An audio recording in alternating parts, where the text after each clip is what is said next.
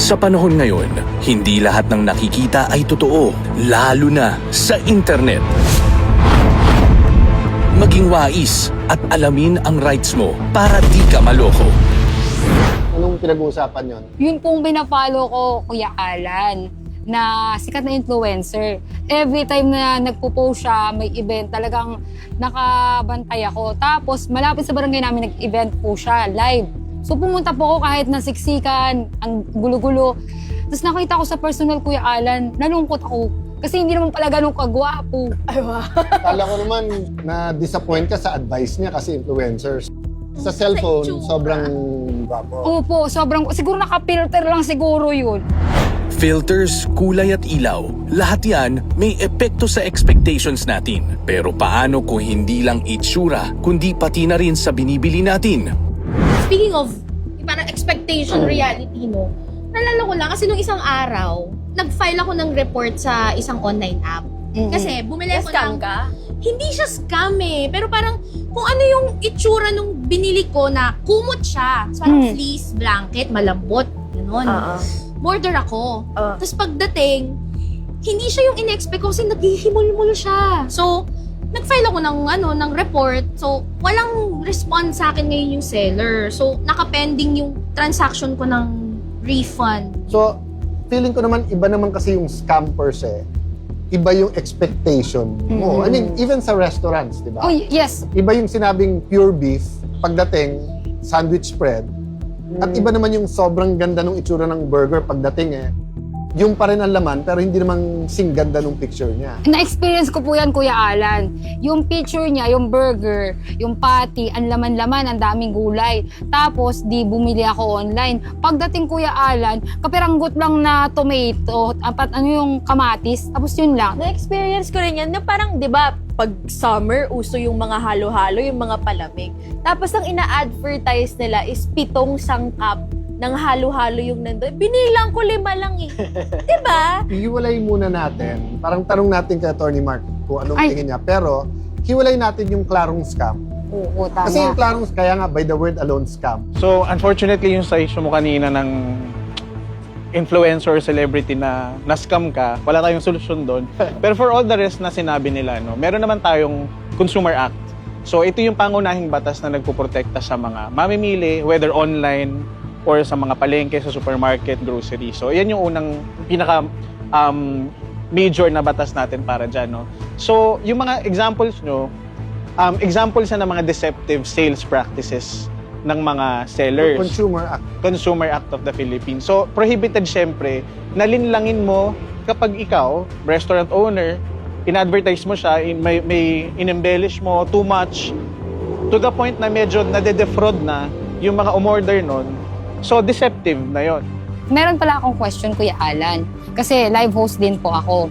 So, na-experience ko to, ang brand namin is iPhone. Live host ako ng iPhone. So, ang finiflex namin buo. May box, may accessories, kumpleto.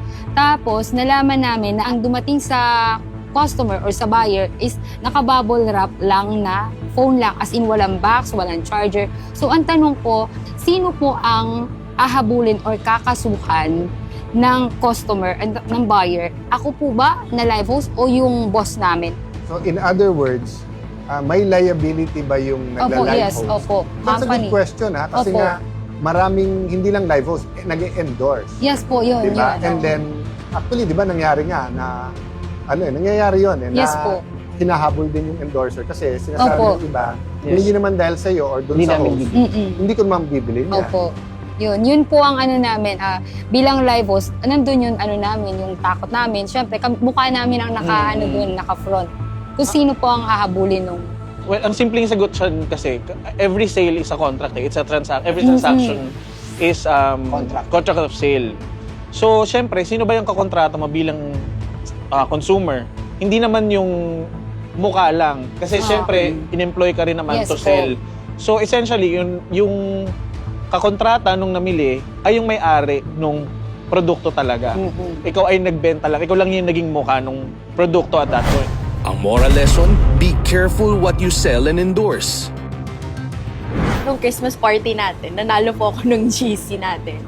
Tapos sa isa po siyang shoe store.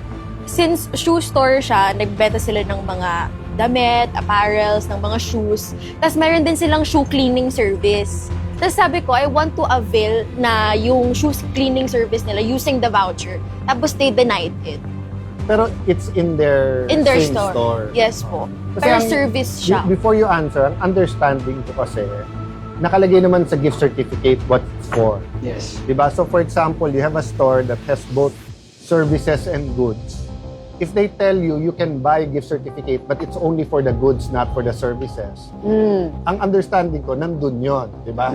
But halimbawa, walang nakalagay. And yung gift certificate is generic for that, they cannot suddenly tell you. Kasi nung nagbayad ka, binabayaran mo nga, it's anything for that store. Diba? Tsaka parang wala namang nakalagay doon sa gift cert na limitations. Anong tingin nyo doon? Ako, Kuya Alan, tingin ko mali yung tindahan doon dahil kung wala naman limitation, di dapat yung bearer nung gift certificate din, ma-honor yung Service. Or kung hindi, i-refund nila yung Tama. GC. Kasi nasa kanila na yung pera eh.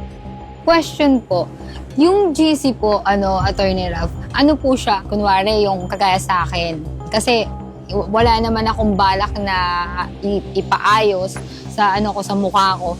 So, iniisip ko kung pwede po ba siyang palitan ng cash nung store or nung clinic. Pwede po ba yun? Normally kasi sa fine print ng mga GC, hindi mo na pwedeng bawiin yung Oo, pera. nabili mo na eh. Convertible. So, it's when you also have to look at the point of view of business. Diba? Kasi kung convertible to cash yun, Apo. marami din magiging problema. Unang-una, binook na nila as the sale. And then, baka maraming mag-print ng fake. Kasi good as cash eh. So, Apo. babalik doon. So, most, if not all, gastusin mo doon. And that's what the law protects you against. But it's not a negotiable instrument. Yes. Diba? It's not something you can convert. Yes. Or pass on to. But that's a good question. Kasi nga, I mean, kung papayag yung store, bakit hindi?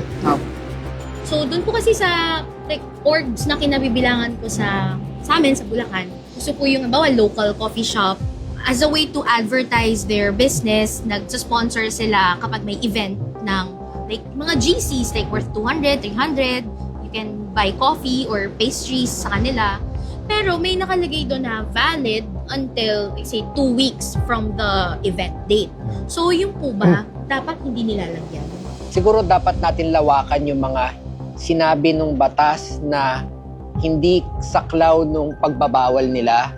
Sinabi rin kasi nila na yung mga gift checks or gift certificates na in-issue nila, nung sabi nga natin kanina na for promotion, ay hindi kasama doon sa mga pagbabawal nila. So kung Kasi kunwari, wala kang niloko eh. So, di ba, kung parang out of the goodness, it's an anniversary issue. So, anyone can use this 200 or 20% off, ganyan. It's an anniversary, dude. But iba kasi yung binayaran ko yung gift cert. So, binayaran ko yun, or you paid it for me for value of my work. Then, ba't mo lalagyan ng expiration na loko mo ako? Diba? tama. Walang kaibahan sa happy hour, di ba? So, if you advertise na let's say, mahina yung business mo from 2 p.m. to 5 p.m. So you said, from 2 p.m. to 5 p.m., all of you can avail of 50% off, di ba? Hindi ka pwedeng dumating doon at 5 o'clock at sabihin mong, boss, 50% mo. Kasi malakas na sila at 5 eh. Ang advertising niya 2 to 5. Pero yung bumili ako ng gift cert, and then ang sasabihin nila sa gift cert is that at 5 o'clock, hindi mo pwedeng gamitin. At that value, it should be as good as cash. Diba? So, yun yung difference to. But anyway, it's been a pleasure discussing this with you. And marami pang ibang issue. So, dapat talaga medyo bantayan natin yan. Kasi tandaan nyo, dynamic ang batas. So, parang yung sa scams, di ba? Everyday may bagong scam eh. So, minsan ang batas nag-ahabol. So, just because yan ang batas, it doesn't mean all the time it's comprehensive or it's absolutely fair. That's why we should discuss it. Thank you, guys. Mga ka-CIA, maging wais na mamimili. Verify before you buy. Cayetano in action with Boy Abunda would like to thank Siomai King, ang hari ng siomai. JC Organic Barley, live healthy, choose good life. And Seimada from La Luna Cafe. Come home to a delicious tradition.